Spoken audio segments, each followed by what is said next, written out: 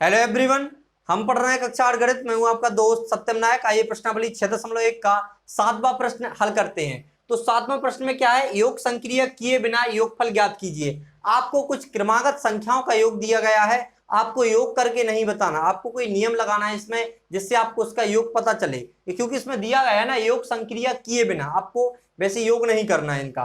तो आइए देखते हैं कैसे हम हल करेंगे इनको। आप देखिए यहाँ पर जो पहला प्रश्न है उसमें 1, 3, 5, 7, 9 तक, 1 से लेके 9 तक की जो विषम संख्याएं हैं उनका क्रम से योग किया गया है। आपको बताना है कि इनका योग क्या आएगा। तो देखिए हम इसको हल करते हैं। सबसे पहले यहाँ पर आपको पता होना चाहिए कि एक सूत्र होता है, एक नियम होता है, क्रमागत विषम संख्याओं, क्रमागत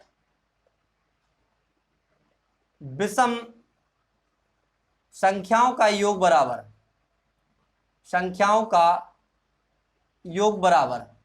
अगर इस तरह से आपकी क्रम से लिखे, मतलब क्रमागत, 1 के बाद 3 आया, 3 के बाद 5 आया, 5 के बाद 7 आया, 7 के बाद 9 आया, क्रम से है, तो इनको क्रमागत विषम संख्याएं बोलेंगे। तो अगर इनका हमें योग निकालना है तो एक नियम होता है, क्रमागत विषम संख्याओं का योग बराबर n²। अब n² क्या है, यहाँ पर n है आपकी कितनी विषम संख्याएं हैं। देखिए यहाँ पर 1, 2, 3, 4, 5, यहां पर आपकी जो विषम संख्याएं हैं, कुल कितनी विषम संख्या है, 5 है। तो n का मान क्या हो जाएगा, आपका 5 हो जाएगा। तो यहां पर आपको n बराबर क्या दिया है, 5 दिया है। तो यहां पर आप निकाल सकते हैं इनका योग। तो n² में आप n का मान रख देंगे, तो यहां पर आपका निकलेगा n², n की जगह आप 5 रखेंगे और इसका वर्ग करेंगे तो आपको 25 मिलेगा।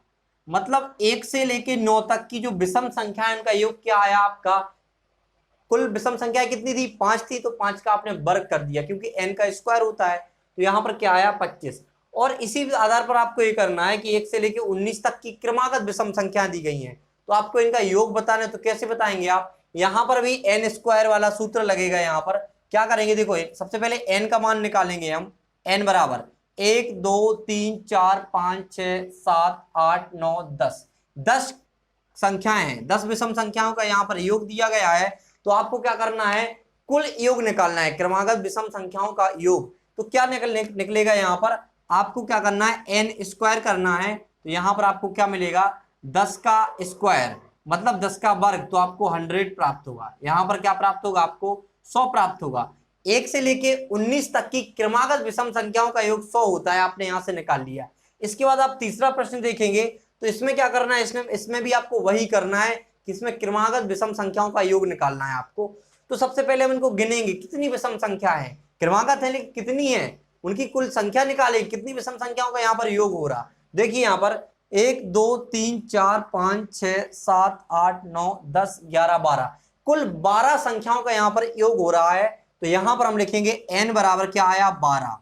और क्रमागत विषम संख्याओं का योग ज्ञात करने के लिए हम क्या करते थे, n², मतलब यहाँ पर 12 कुल संख्या है, तो यहाँ पर 12 का स्क्वायर हो जाएगा, 12 का वर्ग होगा तो 144 आएगा।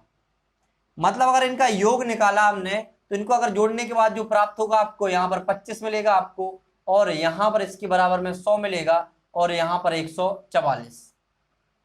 यही इनका क्या है, योग संक्रिया किए बिना। इस सूत्र से आप निकाल सकते हैं n²। n क्या है, विषम संख्याओं, कितनी विषम संख्याएं, कुल विषम संख्याएं, ठीक है। तो जितनी आपकी विषम संख्या है उस संख्या का आपको क्या करना है, वर्ग करना है। जैसे 5 है तो आपको 5 का वर्ग किया तो आपने 25 प्राप्त किया।